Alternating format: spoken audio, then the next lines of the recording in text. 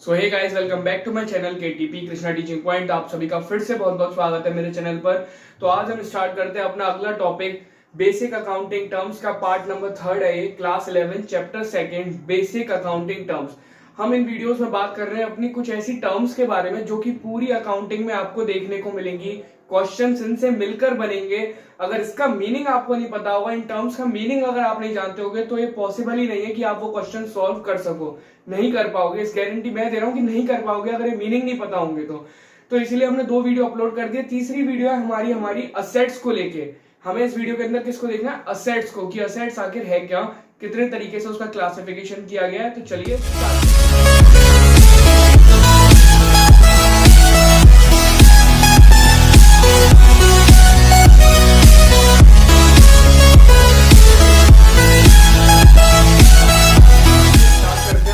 Assets आखिर है क्या। देखिए, असेट्स की सिंपली डिफाइन क्या है? They are the economic resources of the business.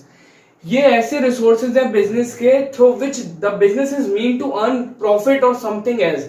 मतलब कि ऐसा जरिया बिजनेस के लिए जिसके थ्रू वो कमा सकते हैं या कमा रहे हैं। बिजनेस के लिए असेट्स क्या है? एक वो जरिया जिसके थ्रू वो कमा रहे हैं, उसका भी एक प्रोसेस में एक अपना पार्ट है। असेट्स का भी एक अपना पार्ट है, एक अपना रोल है बिजनेस के लिए।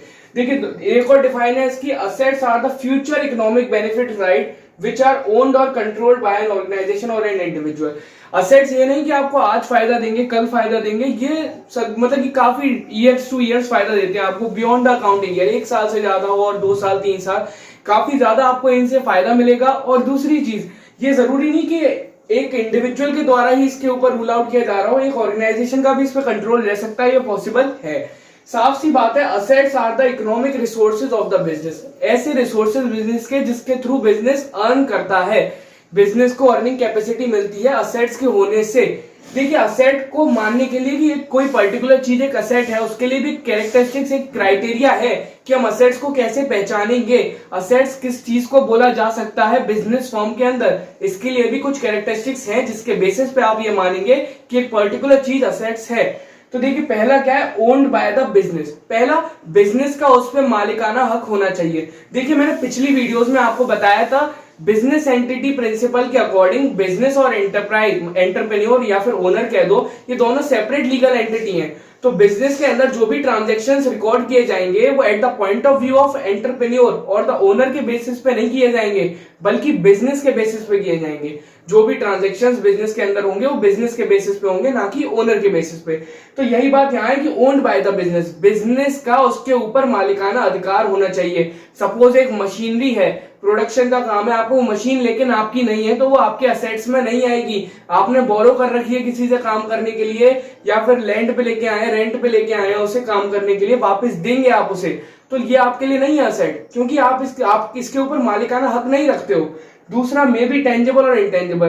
देखो, टेंजिबल इंटेंजिबल आगे क्लासिफिकेशन हुआ है एसेट्स का। टेंजिबल माने जिसकी फिजिकल एग्जिस्टेंस है, जिसको आप टच कर सकते हो, फील कर सकते हो।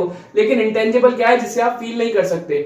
असेट किसी भी फॉर्म में हो सकता है। टेंजिबल है, मशीनरी है, मोटरसाइकिल है, कार है। लेकिन इंटेंजिबल क्या है? कॉपीराइट्स है, सॉफ्टवेयर है, कोई बिजनेस फॉर्म के अंदर कंप्यूटर सॉफ्टवेयर है, नहीं कर सकते आप उसे टच। तो डेट्स इट, यही हमारा टेंजिबल और इंटेंजिबल। अब हम बात करते हैं capable of being measured in monetary terms. Assets वो होने चाहिए जिसकी कोई मॉनेटरी वैल्यू हो। ऐसे नहीं कि कोई ऐसी चीज हो जिसकी रियल वैल्यू, मॉनेटरी टर्म्स में उसे मेजर किया जा सके, वो असेट्स कहलाए जा सकते हैं।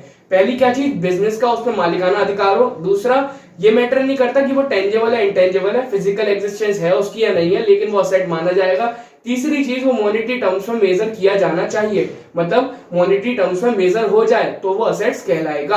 अब हम देखते हैं असेट्स का क्लासिफिकेशन किस किस बेसिस पे और कैसे हुआ है। चलिए स्टार्ट करते हैं।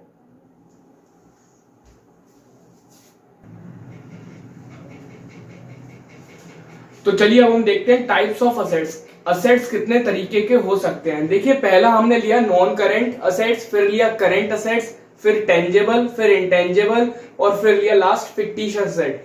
देखिए, मैं इनका कहूं तो मेरे बेसिस पे मैं देखना चाहूं तो मैं इन दोनों को एक पार्ट में लूंगा, इन दोनों को एक पार्ट में, और एक एक सेपरेट असेट बोला जाता है। लेकिन एक्चुअली असेट है नहीं, ये फॉर्म के लिए एक लॉस होता है, लेकिन इसे असेट बोलते हैं, ये मेरी समझ में नहीं आया, पर ये लॉस है एक तरीके से। ये मैं एक्सप्लेन करूंगा आपको। पहले ये देखते हैं नॉन करेंट असेट और करेंट असेट को किस बेसिस पे कह सकते हैं आप। देखिए, non current assets Those assets which are held by an enterprises with not the purpose to resell them. ऐसे assets जो कि एक फर्म के पास होते हैं, फर्म अपने पास रखती है, बिजनेस फर्म, जिन्हें कि वो उसका पर्पस नहीं है, ऐसा उसका मोटिव नहीं है कि वो उसे सेल आउट कर दे, उसका बेचने का मकसद नहीं है उसे। तो यहाँ पे हम एग्जांपल में ले लेंगे, लैंड हो गई, मशीनरी है, ठीक है, ये सब बेचने के पर्पस से नहीं है, ये केवल उसके प्रोडक्शन पर्पस से है। हमने डिफाइन में क्या पढ़ा था, assets are the economic resources of the business. Economic resources से आप क्या समझते हैं, फैक्टर ऑफ प्रोडक्शंस को, ऐसे फैक्टर्स जो कि इस्तेमाल हुए हैं, ऐसे इनपुट्स जो कि प्रोडक्शन में इस्तेमाल हुए हैं, उन्हें हम कहते हैं इकोनॉमिक रिसोर्सेज। इकोनॉमिक रिसोर्सेज के अंदर अगर आप सर्च करते हैं कहीं और ढूंढते हैं तो आपको क्या मिलेगा, लैंड, लेबर, कैपिटल और एंटरप्रेन्योर, ये चार चीजें आपको मिलेंगी जो मेन फैक्टर ऑफ प्रोडक्शन मानी जाती हैं।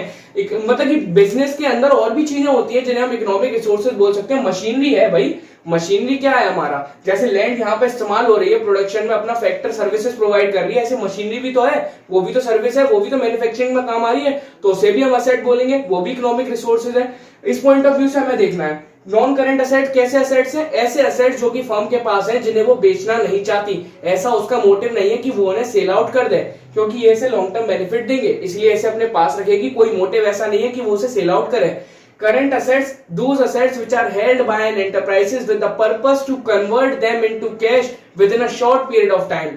ऐसे assets जो कि फर्म के पास होते हैं जिन्हें वो कन्वर्ट करना चाहती है कैश के अंदर, पैसे के अंदर, कैश की फॉर्म में लाना चाहती है with in a short period of time, बहुत ही कम समय के अंदर। देखिए करंट असेट्स में एग्जांपल दूंगा, सिंपल सी बात है, अगर कोई फर्म गुड्स में डील कर रही है तो वो गुड्स को जल्दी से जल्दी बेच के पैसा लाना चाहेगी, ऐसी अगर बैंक के अंदर रुपए हैं तो बैंक से भी रुपए निकालना चाहेगी। ये तो सिंपल सी चीज है। कुछ प्रीपेड एक्सपेंसेस हैं तो वो प्रीपेड जो पहले से उसने कर रखे हैं तो वो भी चाहेगी कि ये भी मेरी कैश फॉर्म में निकल के आ जाए। यहाँ पे कहने का मतलब है कि उसकी जो सर्विसेज है, उसे जो उसने प्रीपेड दे दिया है, पहले से रुपए दे दिए, वो सर्विसेज उसे जल्दी से जल्दी मिल जाए। तो ये बात कही गई करंट असेट्स के अंदर, ऐसे असेट्स जो कि बिजनेस फर्म जल्दी से जल्दी कैश में कन्वर्ट करना चाहती है with in a short period of time, ऐसे असेट्स को करंट असेट्स कहते हैं। तो इन दोनों असेट्स का क्लासिफिकेशन किस बेस पे हुआ कि ऐसे असेट्स जो फर्म रखना चाहती है, जिन्हें वो कन्वर्ट करना चाहती है कैश के अंदर, या जिन्हें कन्वर्ट करना नहीं चाहती, उस बेस पे नॉन करंट और करंट हुआ। टेंजेबल और इंटेंजेबल की कहूं तो फिजिकल एग्जिस्टेंस की बेस पे हुआ है, ये फिजिकल एग्जिस्टेंस की बेस पे हुआ है।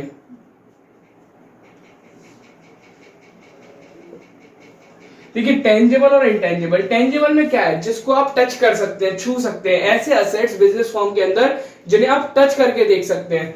दैट्स लैंड हो गई हमारी, और एक कंप्यूटर हो गया, और क्या कहते हैं मशीनरी ले लो, मोटर कार ले लो, बाइक ले लो, ये सब असेट्स है बिजनेस के अंदर। अगर बिजनेस के हैं, ओनर के नहीं, बिजनेस के अंदर बात हो रही है, बिजनेस के अंदर यूज हो रहे हैं, कार डिलीवरी कर रही है गुड्स की, मोटर बाइक भी उसी काम आ रही है, मशीनरी प्रोडक्शन में, लैंड प्रोडक्शन के अंदर, फैक्टर ऑफ प्रोडक्शन। इंटेंजेबल की बात करूं, जिन्हें आप छू नहीं सकते, विच यू कांट टच, उसकी फिजिकल एग्जिस्टेंस है ही नहीं, जिसे आप छू नहीं सकते। तो इंटेंजेबल के अंदर अगर मैं एग्जांपल लेता हूं तो यहां पे मैं लूंगा गुडविल को।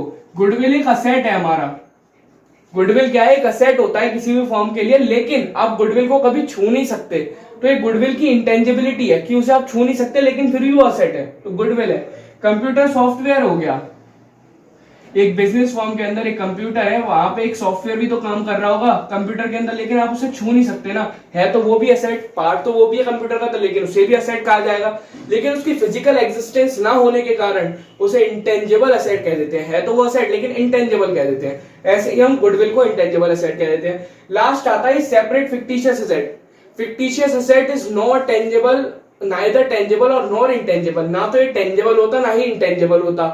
These are the losses not written off in the year but more than the accounting period, but in more than one accounting period बोल दीजिए। ऐसे लॉसेज होते हैं बिजनेस फर्म के लिए जो एक साल में नहीं लिखे जाते, एक साल के अंदर नहीं लिखे जाते, बल्कि कई ईयर्स तक उन्हें लिखना पड़ता है पार्ट के अंदर। देखिए मेरी एक वीडियो अपलोडेड है डेफर्ड रेवेन्यू एक्सपेंडिचर की, आप उसे एक बार जाके देखिएगा ध्यान से। डेफर्ड रेवेन्यू एक्सपेंडिचर में मैंने बताया है कि अगर कोई फर्म बहुत बड़ा एडवर्टाइजमेंट एक्सपेंस करती है, बहुत बड़ा एडवर्टाइजमेंट एक्सपेंडिचर कर रही है, तो उसे एक साथ नहीं दिखा सकती। मान लो 5,000 करोड़ का उसने एडवर्टाइजमेंट एक्सपेंस करा, प्रॉफिट हो रहा है केवल 3,000 4,000 करोड़ का, अगर एक साल के अंदर दिखा देगी तो प्रॉफिट निल हो जाएगा, जीरो हो जाएगा, यहां तक कि लॉस के चांसेस आ सकते हैं। इसलिए फर्म क्या करती है, उन्हें टुकड़ों में दिखाती है। जो पार्ट उसे दिखाना होता है वो एज एन एक्सपेंस शो करती है, और जो बचा हुआ पार्ट होता है उसे as a fictitious asset show करती है।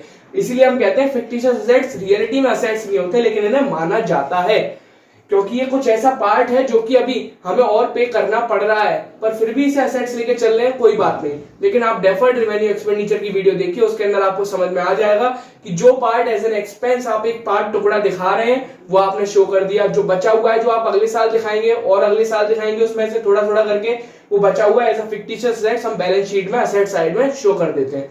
तो ये थी हमारी असेट्स को लेके वीडियो, ये हमारी कंप्लीट होती है।